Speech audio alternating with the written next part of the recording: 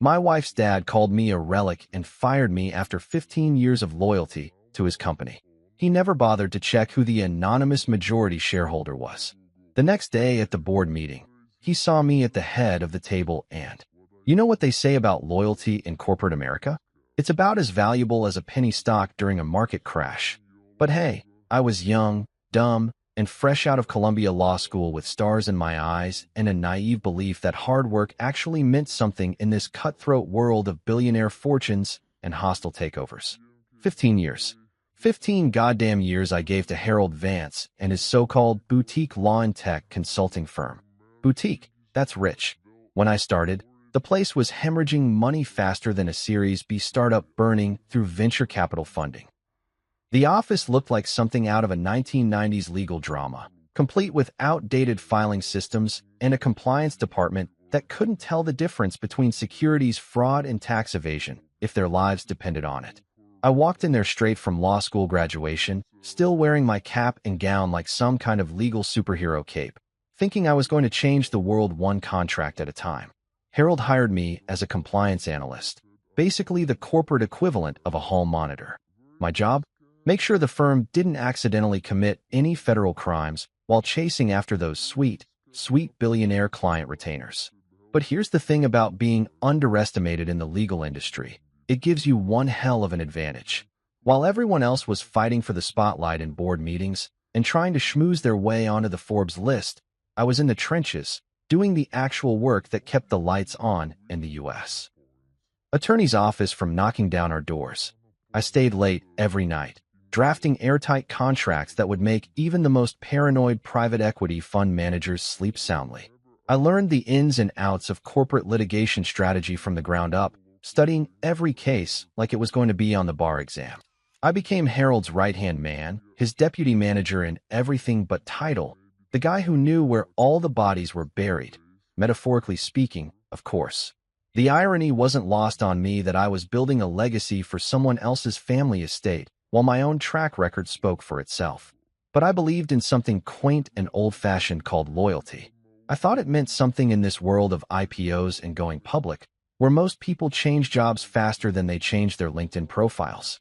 When Harold's daughter Sarah walked into our offices for a summer internship during her MBA at Wharton, I thought I'd hit the jackpot. She was smart, driven, and had that Upper West Side penthouse kind of sophistication that comes from growing up around money. We started dating, and suddenly I wasn't just an employee anymore. I was family. Or so I thought. I married Sarah in a ceremony that would have made the society pages of CNBC if we'd been important enough. The reception was held at the Grand Meridian Ballroom, complete with crystal chandeliers that probably cost more than my first year's salary. Harold spared no expense, and I should have realized then that throwing money around like confetti was going to be a recurring theme in our family dynamics. But love makes you stupid, and marriage makes you invested, literally. I put my own money into the firm, buying equity like I was some kind of venture capitalist with more balls than brains. I believed in the vision, in the potential, in the idea that we could be the bridge between old-school law practice and new-age legal tech solutions. That's when I really started earning my keep. I brought relationships with venture capital firms to the table, connections I'd made during my law school days when I was networking harder than a desperate startup founder at a Silicon Valley mixer, that I convinced Harold to invest in our first SAS-based compliance platform, a move that seemed risky at the time, but ended up being pure gold. The legal tech startup I brought in its series of funding? It's now valued at $1.2 billion and trending on Twitter every time they announce a new feature set.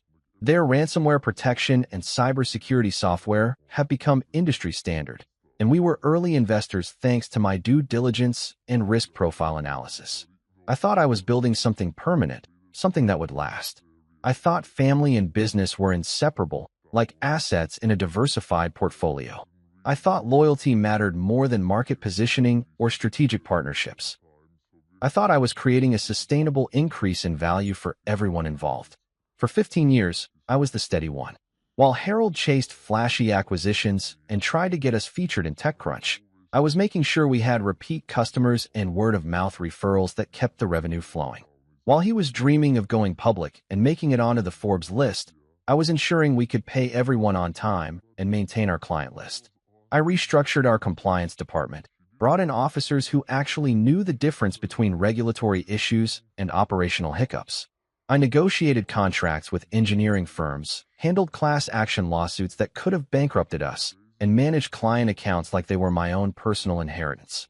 The firm went from shaky to profitable, from a small accounting firm mentality to a legitimate player in the legal tech space.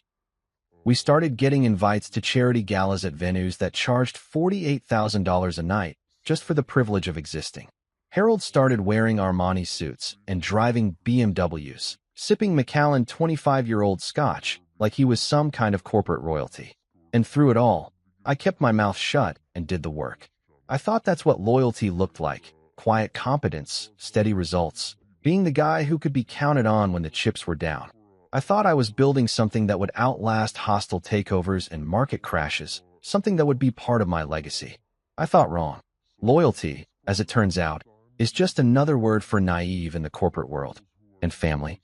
Well, that's just a word people use right before they screw you over in the most spectacular way possible. But I'm getting ahead of myself. That revelation was still coming, served up with a side of public humiliation and a healthy dose of reality. You want to know what 15 years of loyalty gets you in the corporate world? A front row seat to your own professional execution, served with a side of premium scotch and enough humiliation to last a lifetime. The venue Harold chose for my firing wasn't some sterile boardroom or quiet corner office. Oh no, that would have been too dignified for a man who'd clearly watched too many episodes of corporate drama and thought dramatic flair was a legitimate business strategy. Instead, he rented out the penthouse event space at the Meridian Tower, a $48,000 a night Manhattan venue that screamed, "Look at me, I have more money than sense." The place was all floor-to-ceiling windows, marble floors that probably cost more than most people's annual salary, and the kind of crystal chandeliers that made you feel like you were attending a charity gala for entitled assholes.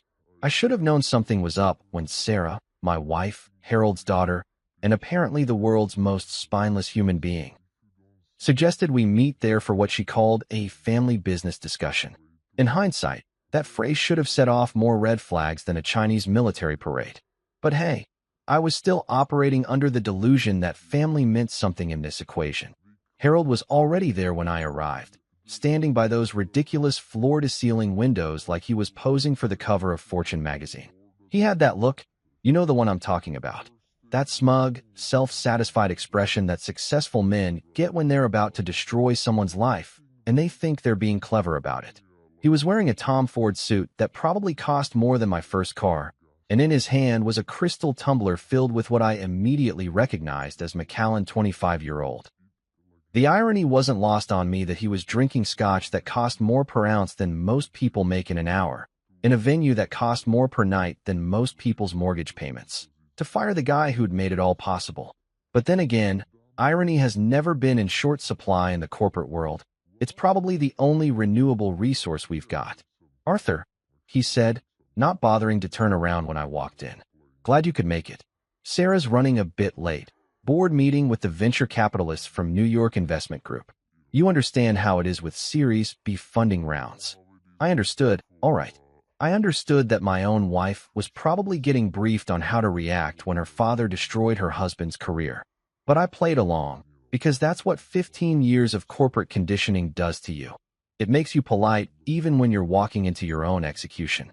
"Nice place," I said, looking around at the obscene display of wealth. "Special occasion?" Harold finally turned around, and that's when I saw it. The look. Not the usual condescending paternalism I'd grown accustomed to over the years, but something colder. Something that suggested the man who'd once called me his right-hand man had already mentally written my obituary. "You could say that," he replied, taking a sip of that liquid gold. "I've been thinking about the future of the firm, about where we're headed in this new economy. Legal tech is moving fast, Arthur. Faster than I think some people can keep up with. Here it comes," I thought.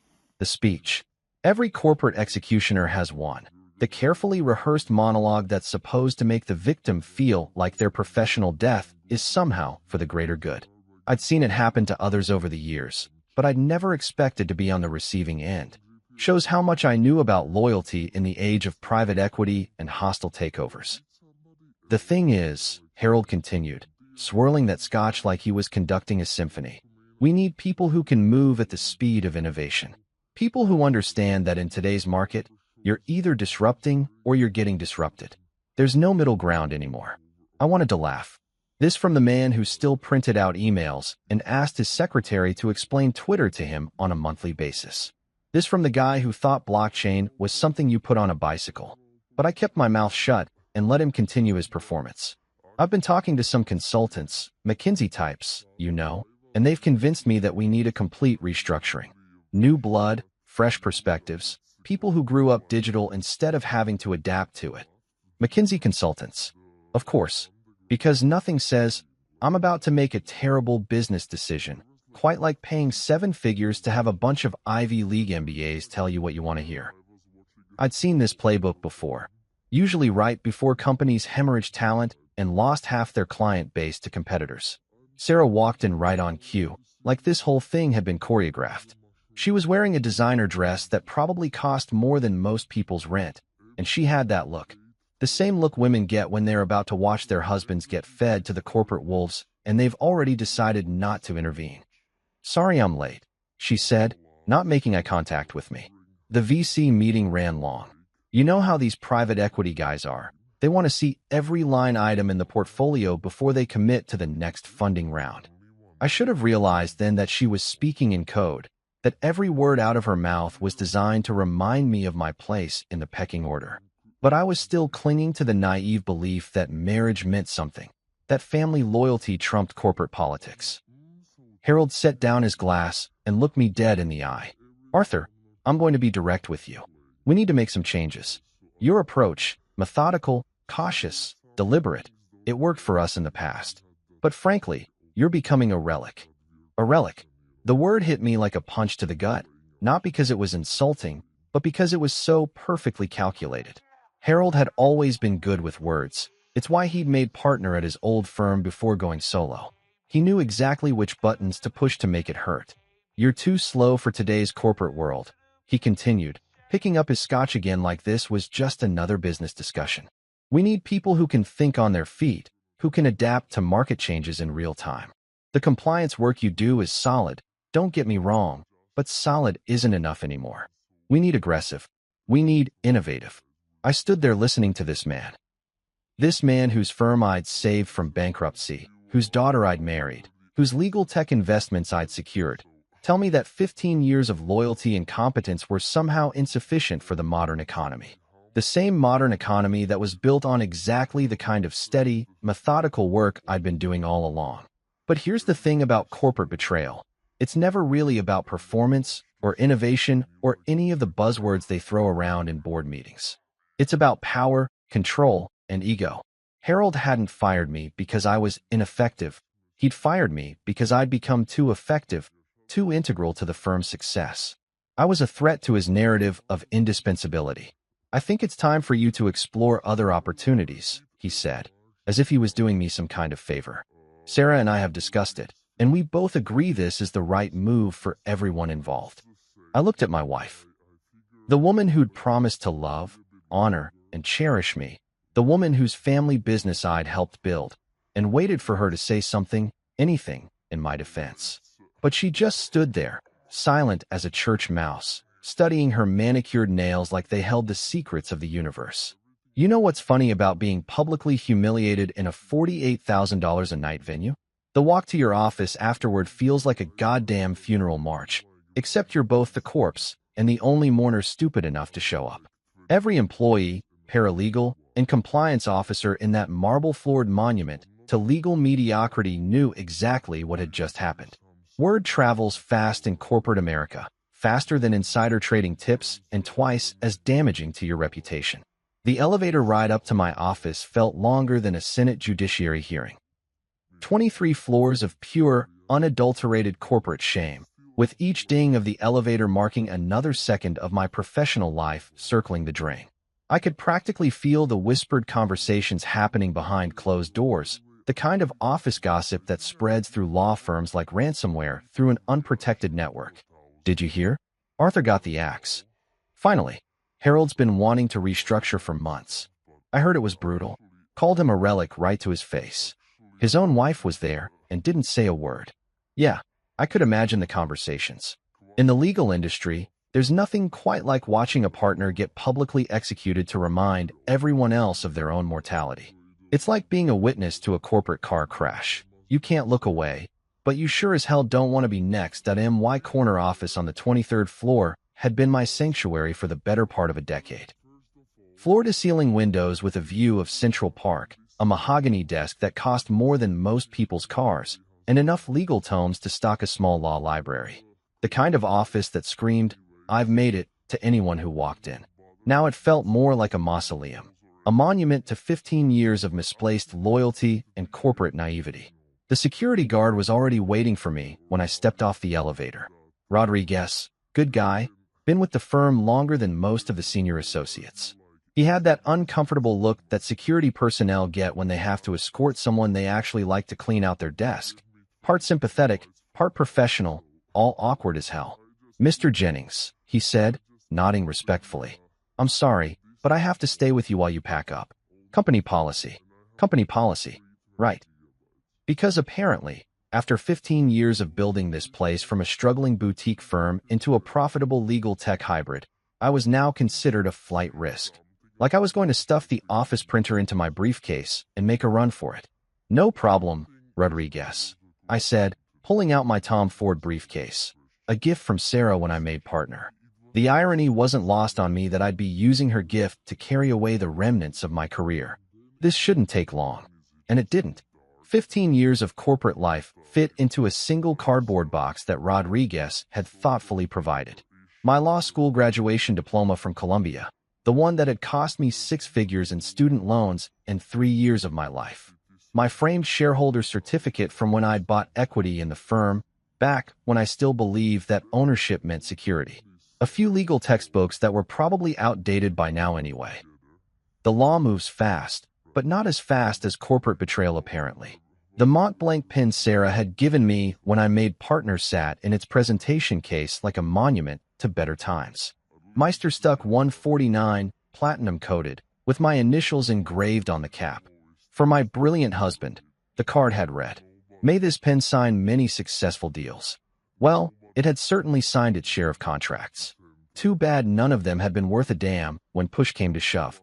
I packed up my personal photos, the obligatory wedding shot, a few pictures from company retreats and charity galas, that awkward group photo from Harold's 60th birthday party at his Downton Abbey-style estate in the Hamptons. Everyone smiling like we were one big happy family, like loyalty and hard work actually meant something in the grand scheme of corporate politics. The rest of the office would stay behind.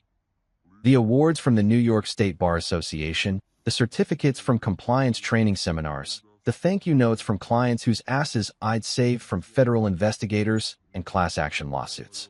Let Harold explain to the next guy why half our client accounts were structured the way they were, or why our risk profile had improved so dramatically over the past decade.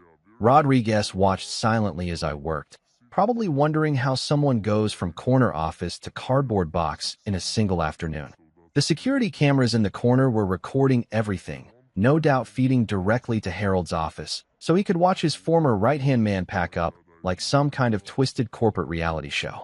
Other employees walked by my office door, some pretending not to look, others offering sympathetic nods or uncomfortable waves. Jenkins from the compliance department looked like he wanted to say something but thought better of it. Smart guy? In corporate America, solidarity with the recently terminated is a luxury most people can't afford. Better to keep your head down and hope the axe doesn't fall on you next. The funny thing was, I wasn't angry. I should have been furious, should have been plotting revenge or planning my next career move, or at least feeling some kind of righteous indignation about the whole situation. But instead, I felt something else entirely. Something that probably would have worried Harold if he'd been paying attention instead of celebrating his latest strategic victory. I felt amused. Not the bitter kind of amusement you get from watching someone else's misfortune, but the quiet, knowing kind of amusement that comes from understanding something that everyone else has missed. Like being the only person in a room who gets the punchline to a really good joke. See, Harold had made a fundamental error in his corporate calculus. He'd assumed that firing me would solve his problems, that removing what he perceived as deadweight would streamline his operation and make room for all that younger blood he'd been craving.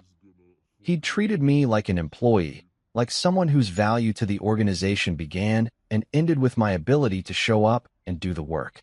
But Harold had never been particularly good at due diligence. It's why he'd nearly lost the firm during the 2008 financial crisis, why he'd made so many bad acquisition decisions over the years, why he needed someone like me to handle the actual business of running a business while he focused on playing corporate kingpin. If he'd been better at due diligence, he might have taken a closer look at the shareholder registry. He might have wondered why certain equity transactions had been structured the way they were, or who exactly was behind some of the shell companies that had invested in the firm during its more vulnerable moments. He might have asked himself why his trusted right-hand man had been so willing to take a backseat role despite clearly having the competence to run the show himself. But Harold had always been more interested in the appearance of power than the mechanics of it. He loved the corner office, the board meetings, the networking events at country clubs where successful men gathered to congratulate themselves on their success. The actual work, the contracts, the compliance issues, the financial structuring that kept it all legal and profitable, that was for other people to worry about. As I taped up the cardboard box and prepared to take my walk of shame, I smiled. Not the defeated smile of a man whose career had just been destroyed, but the quiet, confident smile of someone who knew a secret that was about to change everything. Rodriguez escorted me to the elevator, probably expecting some kind of emotional breakdown or angry outburst. Instead, I thanked him for his professionalism, shook his hand, and stepped into the elevator with my single box of personal effects. The ride down felt different this time. 23 floors of anticipation instead of shame. Each ding of the elevator marking another second closer to the moment when Harold would realize that firing Meme hadn't solved his problems. It had created new ones he couldn't even imagine. Everyone thought I was done, finished, relegated to the corporate scrap heap of middle-aged executives who'd outlived their usefulness. They thought the quiet guy who'd spent 15 years in the background was finally being shown the door he should have walked through years ago. They had no idea what was coming next. You want to know the difference between being smart and being clever in the corporate world? Smart people see opportunities and take them. Clever people create opportunities and let other people think they're taking them. 15 years ago, during the financial crisis that nearly brought down every overleveraged, underregulated business from Wall Street to Silicon Valley, I wasn't just smart. I was fucking clever. It was October 2008. And the world was going to hell in a handbasket made of subprime mortgages and credit default swaps. Lehman Brothers had just collapsed like a house of cards built by drunk economists. AIG was getting bailed out by taxpayers who couldn't spell derivative if their lives depended on it, and every private equity fund in Manhattan was hemorrhaging money faster than a Series A startup with no business model. Harold's firm wasn't immune to the carnage. Hell, we were probably more vulnerable than most. Small boutique law firms don't exactly have the kind of diversified client portfolio that weathers economic tsunamis. When your biggest clients are mid-sized corporations whose stock prices are falling faster than gravity, and your bread and butter work consists of mergers and acquisitions that nobody can afford anymore, you're basically fucked with a capital F. I remember the day Harold called me into his office. The same office where he'd fire me 15 years later, though it looked a lot shabbier back then. The mahogany desk had water stains from coffee cups, the leather chairs were cracking at the seams, and the view of Central Park was partially obscured by scaffolding from the building renovation we couldn't afford to finish. "Arthur," he said, and I could hear the desperation in his voice like a bad poker player with a losing hand. "We need to talk about the numbers." The numbers. Christ, the numbers were ugly. Our biggest client, a mid-sized manufacturing company, had just filed for Chapter 11 bankruptcy, taking their 7-figure annual retainer with them. 3 other clients had terminated their contracts, citing budgetary constraints. Corporate speak for, "We're broke as a joke and can't afford lawyers anymore." Our accounts receivable looked like a graveyard of unpaid invoices, and our cash flow was negative enough to make a venture capitalist weep. But here's where it gets interesting. While Harold was panicking about immediate survival, I was thinking about long-term strategy. While he was focused on keeping the lights on for another month, I was calculating what this firm could be worth in 5 years if someone, say, a forward-thinking investor with balls of steel and a high risk tolerance, bought in at distressed prices. The hostile takeover attempt came from Morrison & Associates, a mid-tier private equity fund that specialized in acquiring distressed professional service firms. Their offer was insulting. Basically a fire sale that would have left Harold with enough money to retire to Florida and spend his golden years complaining about the weather. But for the employees, the clients, and anyone who gave a damn about the firm's legacy, it would have been a death sentence. Morrison's business model was simple. Buy struggling firms for pennies on the dollar, strip out anything valuable, and either flip them to larger competitors or shut them down and sell off the assets. They were corporate vultures, and Harold's firm was roadkill waiting to be devoured. That's when I made my move. Not the obvious move, the one where I march into Harold's office and offer to help save the day like some kind of white knight in a Tom Ford suit. No, that would have been smart. What I did was clever. I incorporated Bedrock Partners LLC on a Tuesday afternoon in November 2008, filing the paperwork through a small Delaware incorporation service that specialized in privacy-focused business structures. Delaware, the incorporation capital of America, where more than half of all Fortune 500 companies are legally domiciled, and where corporate secrecy is protected like state secrets. The name wasn't accidental. Bedrock, solid, foundational, the kind of thing you build empires on. I wanted something that sounded stable and trustworthy, the kind of entity that institutional investors would feel comfortable doing business with. Not flashy, not aggressive, just solid. The kind of name that would look good on shareholder documents and wouldn't raise any red flags during due diligence reviews that I funded Bedrock Partners with money I'd been saving for years. Not just my salary, but bonus payments, profit-sharing distributions, and a healthy chunk of inheritance money from my grandmother's estate. Old Pennsylvania steel money, the kind of generational wealth that comes from great-grandfathers who actually built things instead of just shuffling papers around. It wasn't billionaire fortune levels, but it was enough to make a real difference in a distressed market. The beauty of the 2008 financial crisis, from an investment perspective, was that everything was on sale. Distressed assets, fire sale prices, motivated sellers who were more concerned with liquidity than valuation. It was like Black Friday for sophisticated investors, except instead of fighting over discounted televisions, you were acquiring equity positions in businesses that would be worth 10 times more once the market recovered. I started buying Harold's firm's distressed shares through a series of carefully structured transactions. Not all at once. That would have attracted attention and driven up the price. Instead, I worked through intermediaries, shell companies, and strategic partnerships that made it look like multiple investors were buying in rather than a single entity accumulating control. Every time Morrison & Associates made another lowball offer, more shares would mysteriously become available at slightly better prices.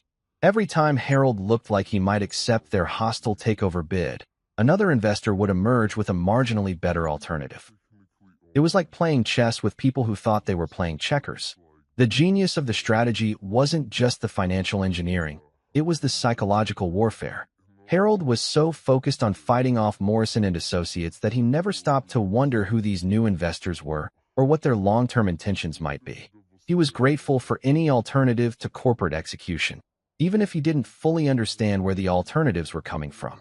I structured every transaction to comply with securities regulations, federal disclosure requirements, and state corporate law. Everything was legal, everything was properly documented, and everything was designed to fly under the radar of anyone who wasn't specifically looking for it. Due diligence? I was the guy who wrote the firm's due diligence procedures. Risk assessment? I had designed our risk profile analysis protocols from the ground up. By the time the dust settled in early 2009, Bedrock Partners controlled 62% of Harold's firm. Not through a single massive acquisition that would have triggered disclosure requirements or regulatory scrutiny, but through dozens of smaller transactions that individually looked like routine investment activity. Death by 1,000 cuts, except in reverse, resurrection by 1,000 investments. Harold never asked the right questions. He never wondered why so many investors were suddenly interested in his struggling firm. He never questioned why the acquisition terms were so favorable to existing management, or why the new investors seemed so hands-off about day-to-day operations. He was just grateful to have survived Morrison & Associates' hostile takeover attempt. The beautiful irony was that Harold thought he'd won. He'd fought off the corporate vultures, maintained control of his firm, and secured enough capital to weather the financial crisis. He gave interviews to legal industry publications about the importance of strategic partnerships and the value of patient capital. He probably thought he was some kind of corporate mastermind. But here's what Harold never understood about corporate governance. Control isn't about titles or corner offices or who gets their name on the letterhead. Control is about votes. Control is about board meetings and shareholder agreements and the kind of legal documentation that determines who actually runs the show when push comes to shove. I never put my name on any of the contracts. I never demanded a seat on the board of directors. I never asked for public recognition or credit for saving the firm. I just quietly accumulated the votes, structured the agreements, and waited for the right moment to exercise the power I'd been building for over a decade. Because here's the thing about clever people in corporate America. We don't need the spotlight. We don't need the recognition. We just need the leverage. And when the time comes to use that leverage, when some ungrateful son of a bitch decides to call us relics and fire us in front of our own wives, we smile quietly and remember that patience is the ultimate corporate weapon. Harold thought he was firing an employee. What he was actually doing was waking up his boss. You know what they say about revenge being a dish best served cold? That's amateur hour bullshit. Real revenge, corporate revenge, isn't served cold. It's served at room temperature, with perfect documentation, and witnessed by a board of directors who can't do a damn thing to stop it. And it tastes better than a $2,000 bottle of Macallan 25 shared with people who actually deserve your company. My Upper West Side penthouse felt different that night. Not because anything had physically changed.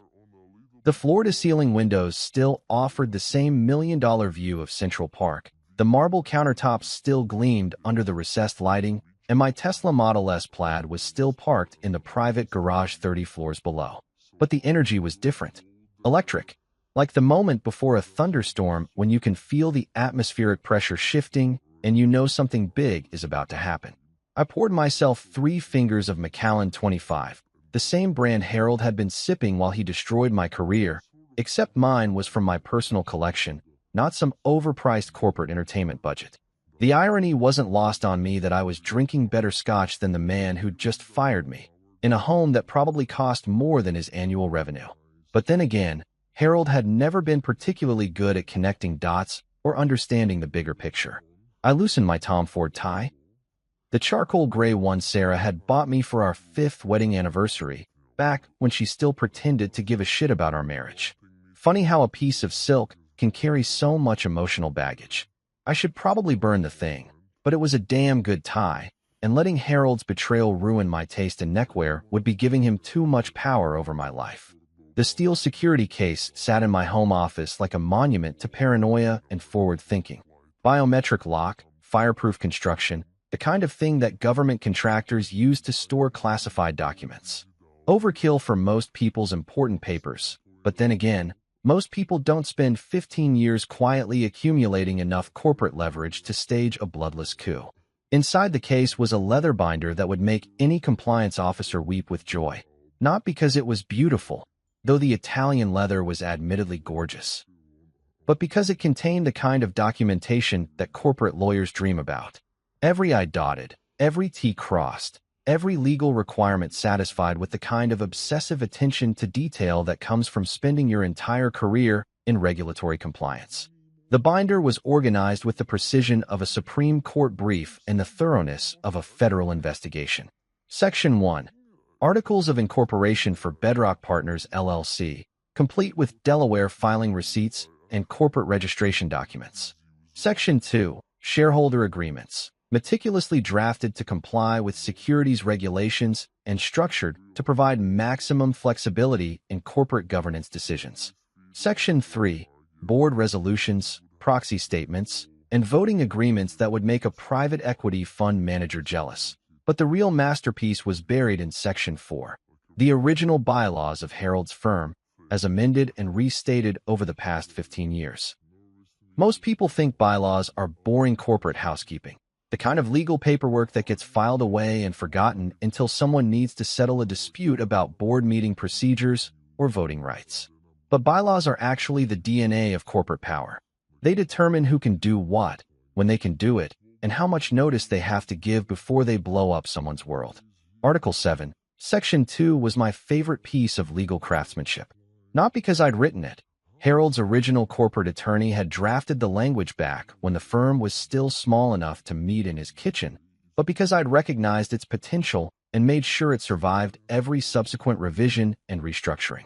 The majority shareholder reserves the right to call an emergency board meeting with 48 hours notice to all directors and officers, provided such notice is delivered in writing and specifies the general nature of the business to be conducted. 48 hours. 2 business days. Less time than it takes most people to plan a weekend dinner party, and I could completely restructure the leadership of a multi-million-dollar law firm. It wasn't a loophole. Loopholes are accidental gaps in legal documentation that clever lawyers exploit. This was a deliberate feature, designed by paranoid founders who wanted to make sure they could act quickly if their company was ever threatened by hostile forces. The beautiful irony was that Harold had no idea this provision existed. Oh, he'd signed off on the bylaws over the years. Corporate governance requires regular board approval of fundamental documents. But Harold had always been more interested in the business side of running a law firm than the legal mechanics. He left the boring stuff to people like me, people who actually understood that corporate power flows through documentation, not personality. I flipped through the pages like a general reviewing battle plans. Proxy statements that would allow me to vote the shares of smaller investors who'd be more than happy to side with new management. Board resolutions that would restructure the firm's executive leadership with surgical precision. Shareholder agreements that would protect the interests of employees and clients while removing the cancer that had been metastasizing in the corner office for far too long. Everything was legal. Everything was properly documented. Everything was designed to withstand the kind of legal challenges that desperate former executives tend to file when they realize they've been outmaneuvered by someone they thought was beneath them. I'd spent 15 years building this corporate weapon, and Harold had just given me the perfect reason to use it. My phone sat on the desk next to the binder, and I stared at it for a long moment before picking it up. The contact list read like a who's who of Columbia Law School alumni who'd gone on to successful careers in corporate governance. But the name I was looking for was special. James Morrison, chairman of the board of directors, and my former study partner from constitutional law class. Morrison wasn't related to the vultures who'd tried to acquire the firm during the financial crisis. That was just one of those cosmic coincidences that make you believe in poetic justice. James Morrison was old-school corporate governance, the kind of guy who actually read shareholder agreements before signing them and understood that board service was a fiduciary responsibility, not a social networking opportunity. I'd recommended him for the board position 3 years earlier, when Harold was looking to add some gravitas and institutional credibility to the firm's governance structure. What Harold really wanted was a prestigious name he could drop at charity galas and country club dinners. What he got was a man who took corporate oversight seriously and wouldn't hesitate to do the right thing when presented with clear evidence of management failure. The call connected on the second ring. "Arthur," Morrison said, and I could hear the surprise in his voice. "I heard about today. I'm sorry, that must have been difficult." Word traveled fast in legal circles, especially when it involved public humiliation at expensive Manhattan venues. I wondered if Morrison had heard about Sarah's silence or Harold's speech about relics and modern corporate agility. Probably both. "James," I said, settling back in my leather chair with the scotch warming my throat and the binder open in front of me. "I need to call an emergency board meeting. Article 7, Section 2 of the corporate bylaws. I'm invoking my rights as majority shareholder." The silence on the other end of the line stretched for about 10 seconds.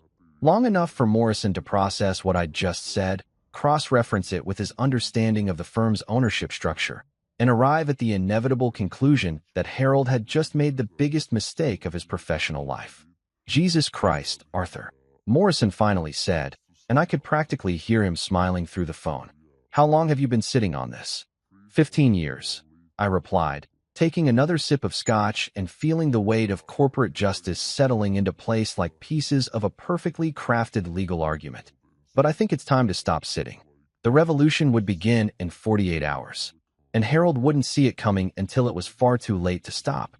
You want to know the beautiful thing about having leverage in corporate America? It's not just the power to destroy people. though that's certainly satisfying when they've earned it. It's the power to ignore them completely while they slowly realize they're fucked. There's something almost zen-like about watching powerful people discover that their power was always an illusion, especially when they're calling you every 5 minutes begging for explanations you're under no obligation to provide. My iPhone started buzzing at 6:47 a.m., exactly 13 hours after I'd placed the call to James Morrison. I was in my home gym, working through my morning routine on a Peloton that cost more than most people's cars, when Harold's name appeared on the screen like a bad rash that wouldn't go away. I let it go to voicemail and increased my resistance level. Physical fitness and emotional satisfaction, killing two birds with one perfectly timed corporate stone. The second call came while I was in the shower, steam rising from heated marble floors that probably cost more than Harold's first year's salary at his old law firm. Sarah this time, no doubt calling on Daddy's behalf because Harold was too proud to grovel directly. I watched her name flash on the screen through the glass shower door and felt absolutely nothing. Not anger, not sadness, not even the bitter satisfaction I'd expected. Just the cold indifference you feel toward people who've revealed their true character when it mattered most. By the time I'd finished my morning routine, espresso from a machine that cost more than some people's monthly rent, fresh pressed juice from organic ingredients that probably traveled further than most Americans ever will, my phone showed 17 missed calls and 43 unread text messages. It was like watching a car crash in slow motion, except I was safely inside a reinforced vehicle watching other people realize they'd been driving without seatbelts. Harold called again while I was reading the Wall Street Journal and eating breakfast that probably cost more per plate than his compliance department's monthly coffee budget. This time I actually picked up, not because I wanted to talk to him, but because I was curious to hear what panic sounded like in a man who'd spent his entire career believing he was untouchable. Arthur, thank God. Harold's voice came through the speaker with the kind of desperation usually reserved for people calling their lawyers from jail cells. We need to talk. There's been some kind of misunderstanding about the shareholder registry. Misunderstanding. That was rich. Like accidentally acquiring majority control of someone's company was the corporate equivalent of a simple accounting error.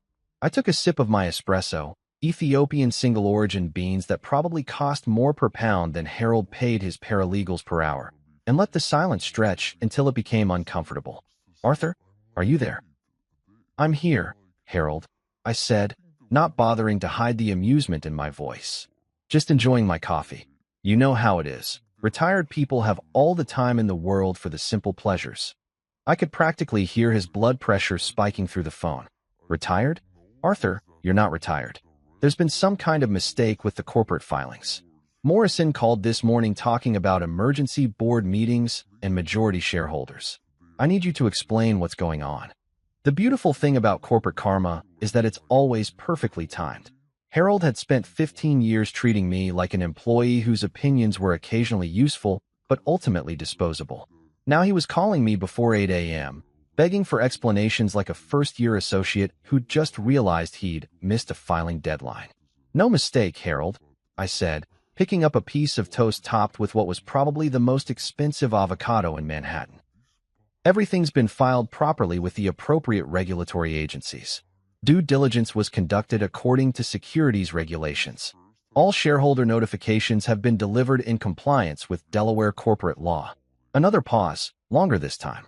I could almost hear the wheels turning in Harold's head as he tried to process the fact that his former right-hand man was speaking to him in the same tone he usually reserved for opposing counsel in hostile litigation.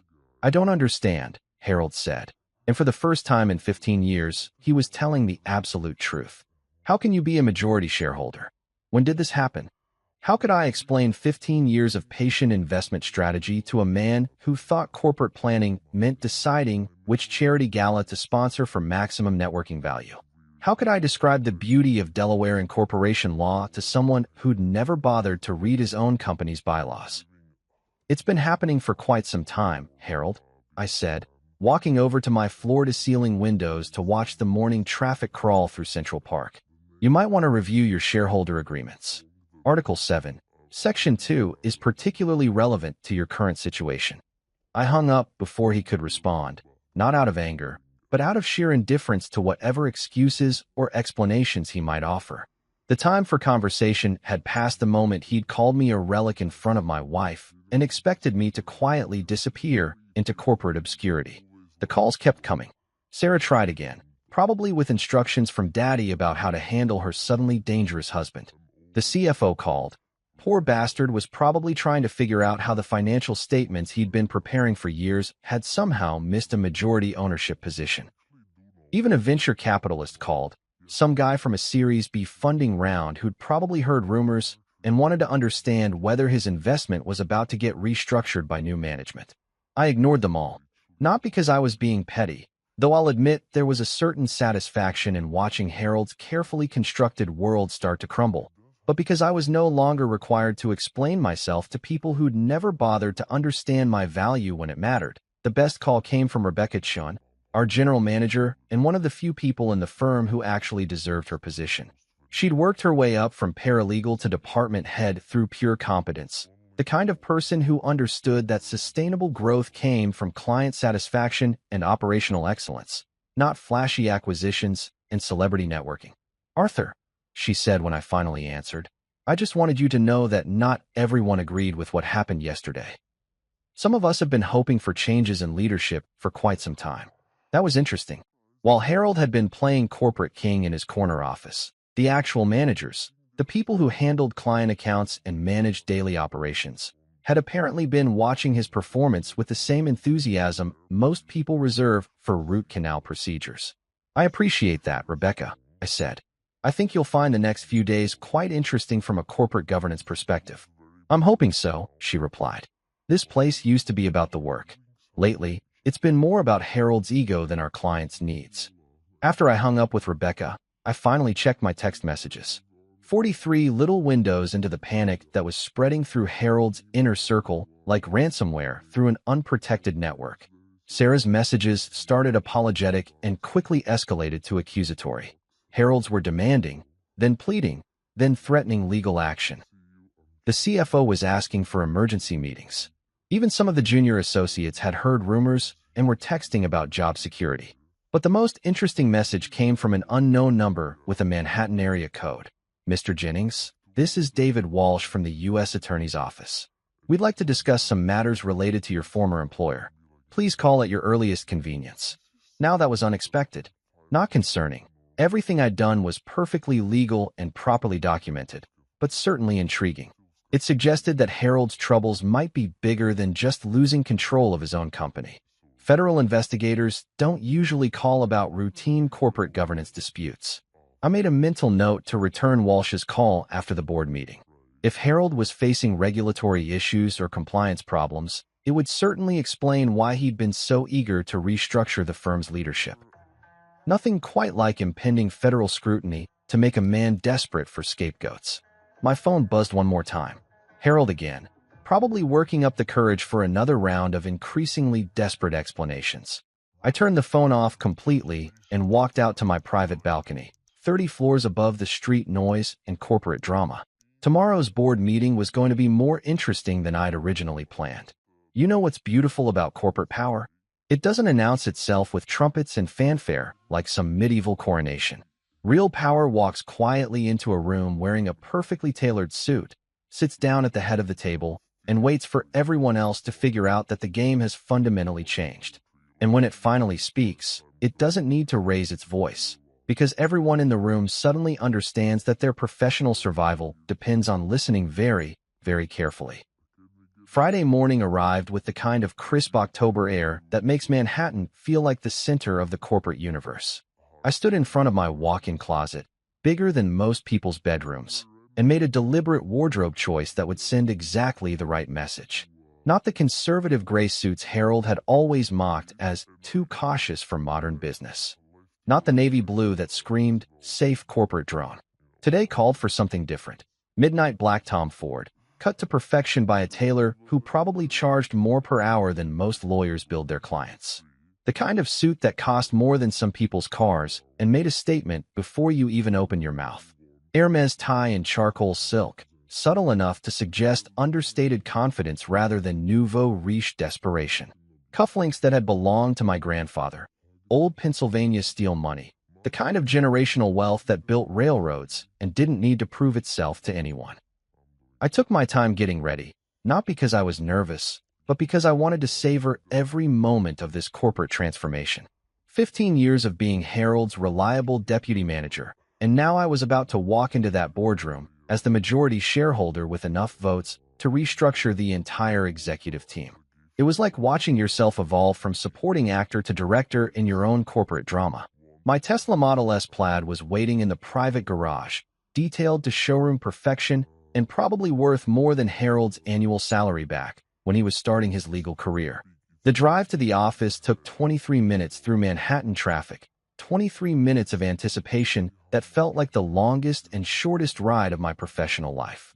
The Meridian Tower looked different somehow, like a building I was seeing for the first time instead of a place where I'd spent the better part of 2 decades. The same marble lobby, the same crystal chandeliers, the same corporate grandeur that was designed to intimidate clients and impress visiting venture capitalists. But today, walking through that lobby felt like arriving at my own coronation rather than reporting for duty. The elevator ride to the 42nd floor boardroom felt different too. Instead of the familiar anxiety of preparing for another meeting where Harold would take credit for my work and dismiss my suggestions, I felt the calm confidence that comes with holding all the cards in a poker game where everyone else is still trying to figure out what's trump. The boardroom itself was Harold's pride and joy, floor-to-ceiling windows with views of Central Park, a conference table that probably cost more than most people's annual income, and leather chairs that squeaked just enough to remind everyone how expensive they were. It was designed to intimidate, to make visiting clients and potential investors feel like they were in the presence of serious money and established power. I arrived exactly at 9 o'clock, not early enough to seem eager, not late enough to appear disrespectful. The other board members were already seated, 5 of them, including James Morrison at his usual spot near the head of the table. Morrison caught my eye and nodded almost imperceptibly, the kind of subtle acknowledgement that passes between people who understand that corporate governance is about to get very interesting. The empty chair at the head of the table, Harold's usual throne, sat waiting like a monument to executive privilege about to be toppled. I walked past it deliberately and took the seat to its immediate right, the chair I'd occupied for countless board meetings as Harold's deputy and designated note-taker. Not today. 5 minutes later, the boardroom door burst open like Harold was making his entrance in some kind of corporate action movie. He was flanked by the CFO and the firm's general counsel, both of whom looked like they'd spent the night reviewing shareholder agreements and Delaware incorporation law, trying to figure out how their understanding of the company's ownership structure had been so catastrophically wrong. Harold's face was flushed, not the healthy glow of a man who'd spent the morning exercising in his private gym, but the stressed-out redness of someone whose blood pressure had been spiking for the past 48 hours. His usually immaculate Tom Ford suit looked wrinkled, like he'd slept in it or spent the night pacing around his office trying to figure out how to undo a corporate coup that had been 15 years in the making. His eyes scanned the room, probably looking for some sign that this was all an elaborate practical joke or a misunderstanding that could be cleared up with a few phone calls to the right people. Instead, he saw 5 board members sitting quietly, waiting for the meeting to begin, and his former deputy manager sitting calmly in what had always been his designated supporting role. "What the hell is going on here?" Harold demanded, his voice carrying the kind of executive authority that had intimidated subordinates and impressed clients for decades. Except today, in this room, with these people, that authority sounded more like desperation than confidence. James Morrison cleared his throat and consulted the leather portfolio in front of him. "Harold, please take a seat. We have some important corporate governance matters to discuss this morning." "Corporate governance?" Harold's voice cracked slightly. "Jim, I called you yesterday about some kind of mistake in the shareholder registry.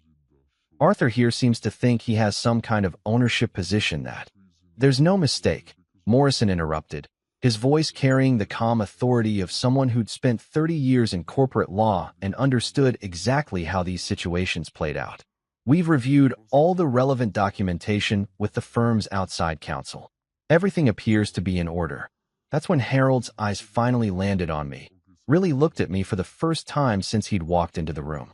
Not the dismissive glance he usually gave his subordinates, but the kind of focused attention you give to a problem that needs to be solved or an enemy that needs to be neutralized. Arthur, he said, his voice dropping to the tone he usually reserved for opposing counsel in hostile litigation. I think we need to discuss this privately before we involve the board in what's obviously some kind of misunderstanding. I smiled. Not the polite, deferential smile I'd perfected over 15 years of corporate servitude, but the quiet, confident smile of someone who'd just realized they were holding a royal flush in a game where everyone else was bluffing with pair of twos. No misunderstanding, Harold, I said, my voice carrying a calm authority I'd never been allowed to use in this room before. Everything's been properly filed and documented. Morrison has the paperwork if you'd like to review it. Morrison slid a thick manila folder across the mahogany table. Harold opened it with trembling hands, his eyes scanning shareholder agreements, proxy statements, and Delaware Incorporation documents that laid out in excruciating legal detail exactly how thoroughly he'd been outmaneuvered.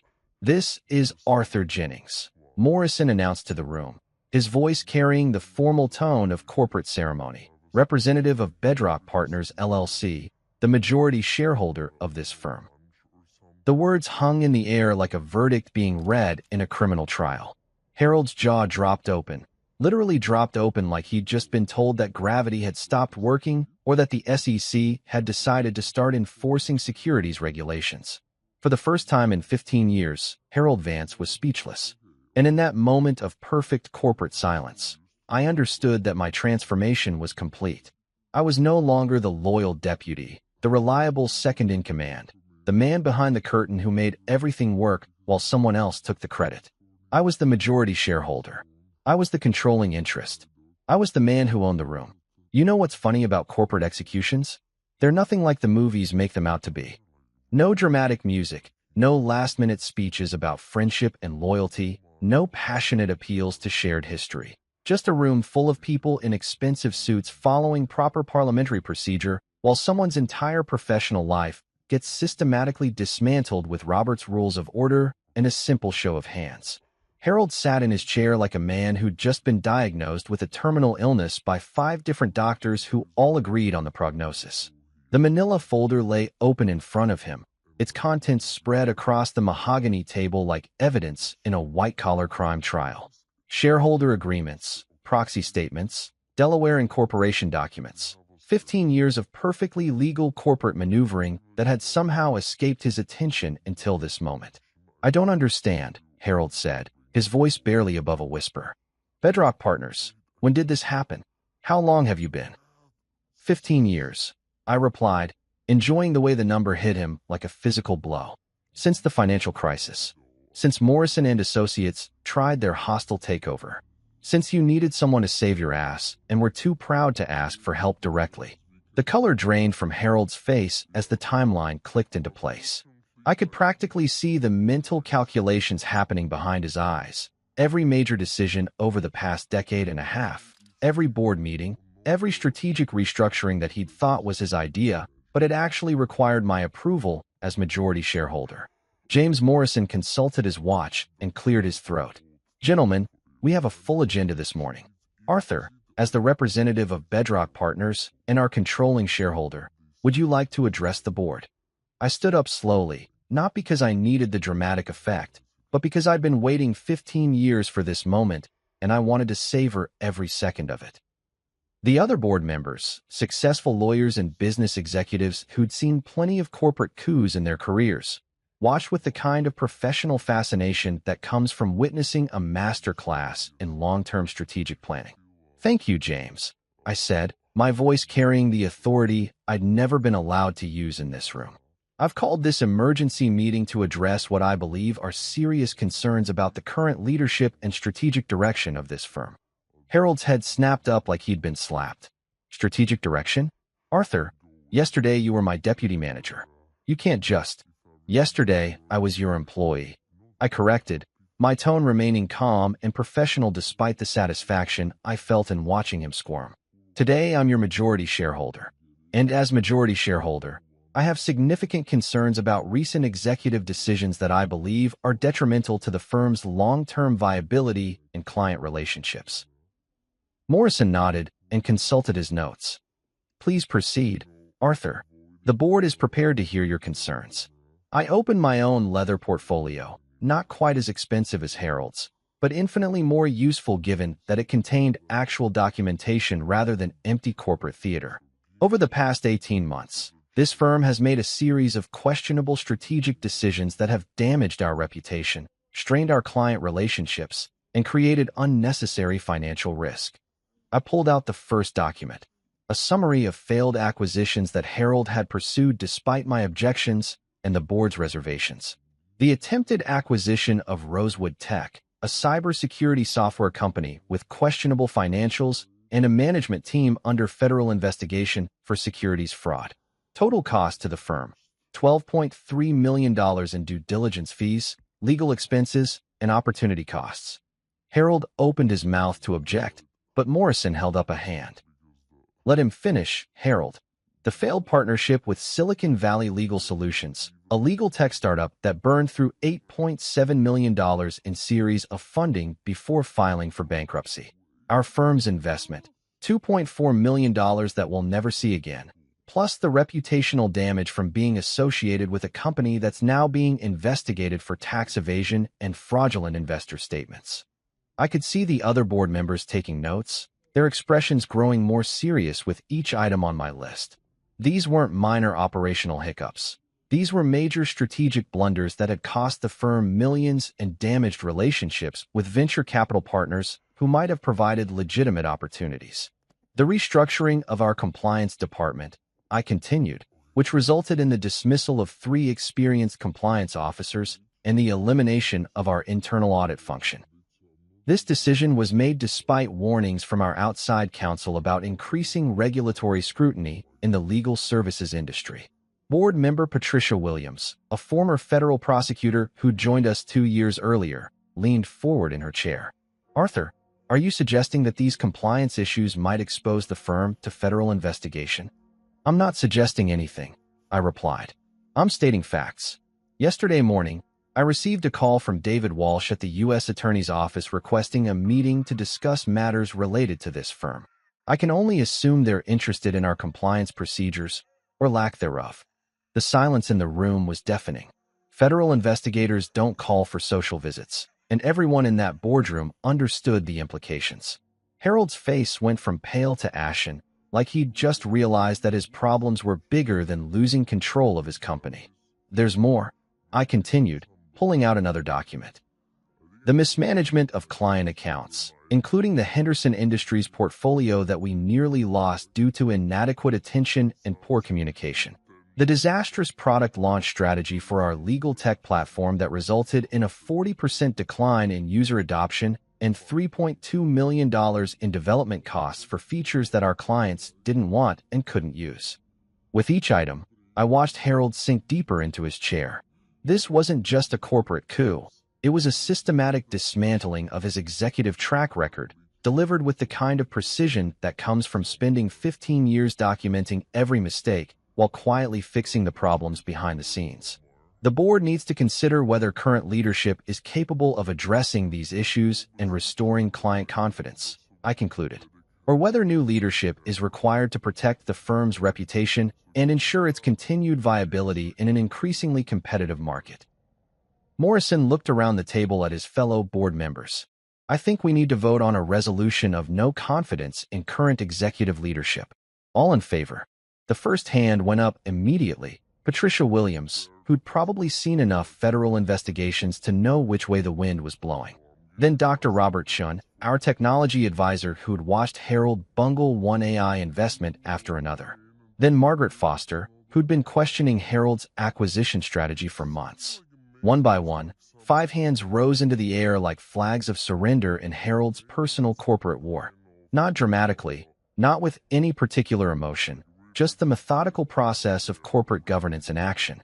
Harold stared at those raised hands like he was watching his own funeral. His empire, built over decades of networking, schmoozing, and taking credit for other people's work, had just been voted out of existence in less than 5 minutes. The motion carries, Morrison announced with the formal tone of a judge delivering a verdict. Effective immediately, Harold Vance is removed from his position as chief executive officer and chairman of the board. Harold tried to speak, his mouth opening and closing like a fish out of water, but no words came. What could he say? That the vote was unfair? That 15 years of documented failures somehow didn't count? That the board should ignore federal investigations and client complaints because of his winning personality? Harold, I said, my voice carrying a mixture of professional courtesy and personal satisfaction, I think it's time for you to clean out your office. For the first time in 15 years, Harold Vance had nothing to say. You know what's interesting about power? Most people think it's about making grand gestures and dramatic announcements, like some kind of corporate superhero swooping in to save the day with flashy acquisitions and revolutionary strategies. But real power, sustainable power, is about understanding that the best leadership is usually invisible. It's about fixing problems so quietly and efficiently that most people don't even realize there were problems to begin with. When the board turned to me after Harold's removal, 5 pairs of eyes looking for direction from the man who'd just orchestrated the most polite corporate execution in Manhattan legal history, I didn't launch into some inspirational speech about vision and transformation. I didn't pound the mahogany table and declare a new era of aggressive expansion and disruptive innovation. Instead, I spoke simply and directly, the way I'd always preferred to communicate before Harold's ego started requiring everything to sound like a TED Talk. We are not chasing vanity acquisitions, I said, my voice carrying the calm authority of someone who'd been quietly running things behind the scenes for 15 years. We're not burning capital on flashy AI investments without proper due diligence and compliance oversight. We return to what made us strong: solid contracts, reliable litigation support, and trusted client partnerships. Patricia Williams nodded approvingly. As a former federal prosecutor, she understood that sustainable growth came from building relationships and maintaining standards, not from chasing every shiny tech startup that promised to revolutionize the legal industry with machine learning algorithms nobody really understood. What about current client accounts? Asked Dr. Robert Chun, our technology advisor who'd watched Harold bungle one digital transformation initiative after another. Some of our key relationships have been strained by recent management decisions. That was putting it diplomatically. Harold's obsession with modernization and aggressive market positioning had alienated several long-term clients who'd come to us precisely because we were dependable rather than trendy. The Henderson Industries account, worth $3.2 million annually, had been threatening to move their business to a more traditional firm after Harold tried to force them into a legal tech platform they didn't want or need. I'll be reaching out personally to our top 20 clients, I replied. Not to sell them anything or pitch them on new services, but to listen, to understand their needs and concerns, to rebuild the trust that's been damaged by treating client relationships like line items in a venture capital pitch deck. Margaret Foster, our financial oversight board member, leaned forward. And the compliance issues? The federal investigation? That was the elephant in the boardroom. The reason this corporate coup had been not just justified but necessary. David Walsh from the U.S. Attorney's office didn't call successful law firms for casual conversations. Federal investigators have better things to do than chat with compliance officers about their weekend plans. First priority, I said, pulling out another document from my leather portfolio. I'm reinstating the compliance department Harold dismantled. Linda Rodriguez, Maria Santos, and James Park, 3 experienced compliance officers with impeccable track records who were dismissed as part of Harold's streamlining initiative. They'll all be offered their positions back with full restoration of benefits and seniority. I could see the relief on Morrison's face. As chairman of the board, he'd been legally responsible for the firm's governance even while Harold had been systematically weakening the very systems designed to keep them out of federal custody. Bringing back experienced compliance professionals wasn't just good business. It was essential for avoiding the kind of regulatory scrutiny that could destroy a law firm overnight. What about the technology investments? Chen asked. The legal tech platform, the AI initiatives, the SaaS integration projects? Harold had been obsessed with being featured in TechCrunch and getting invited to Silicon Valley conferences where he could network with venture capitalists and startup founders. He'd invested millions in bleeding-edge legal technology that looked impressive in press releases but created more problems than it solved for actual clients. We'll conduct a complete audit of all technology investments, I replied. Anything that's actually improving client service and operational efficiency gets continued funding. Anything that's just expensive digital theater gets quietly discontinued.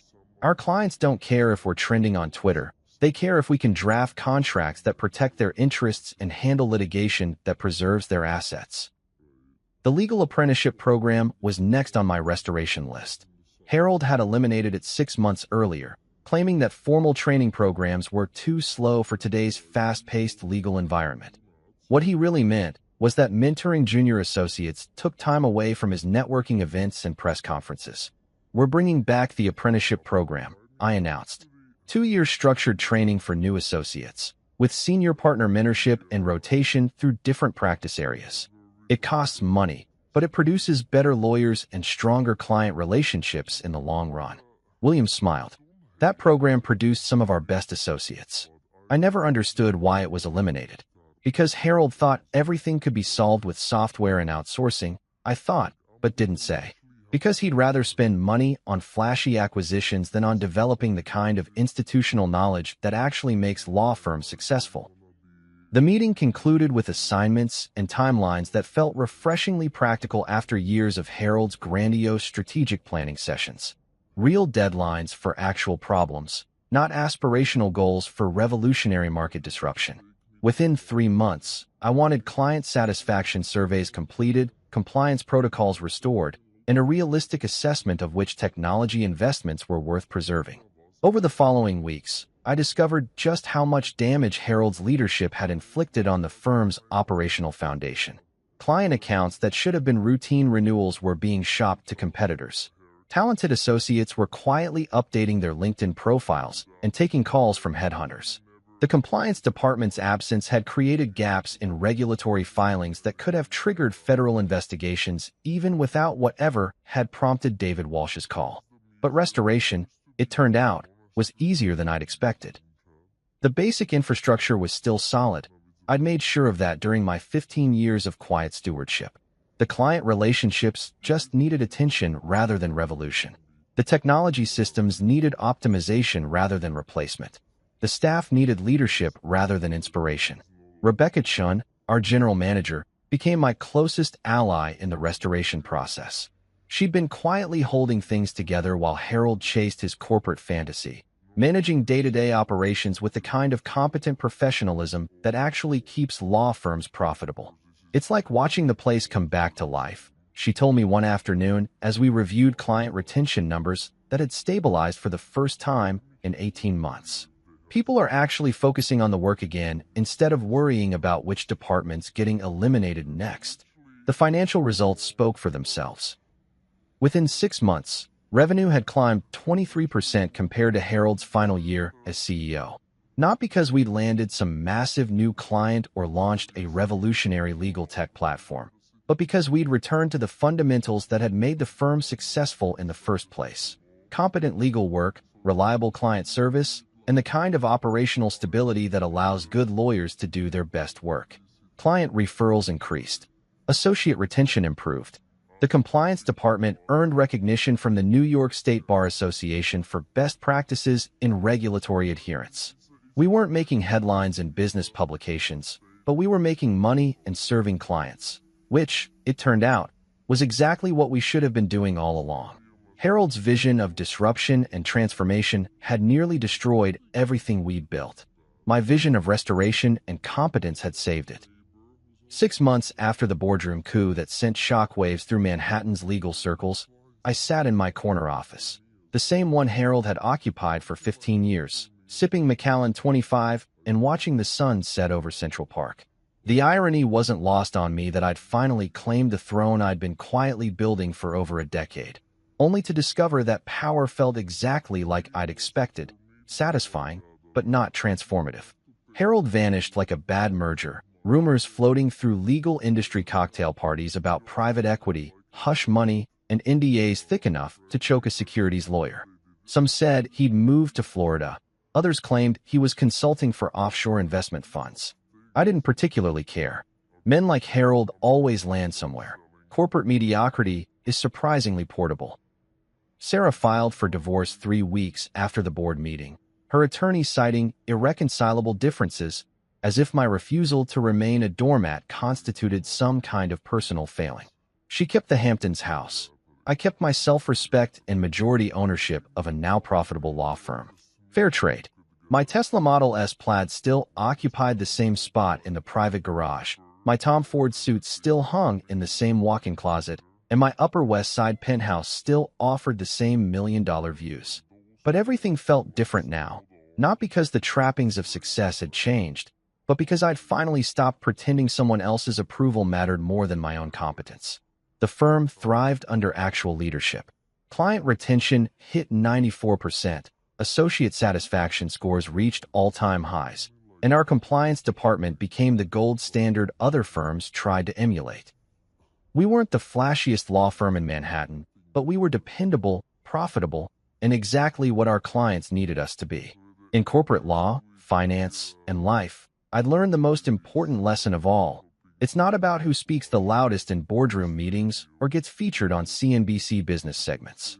It's not about hostile takeovers or venture capital funding rounds or getting your name trending on Twitter after some revolutionary legal tech announcement.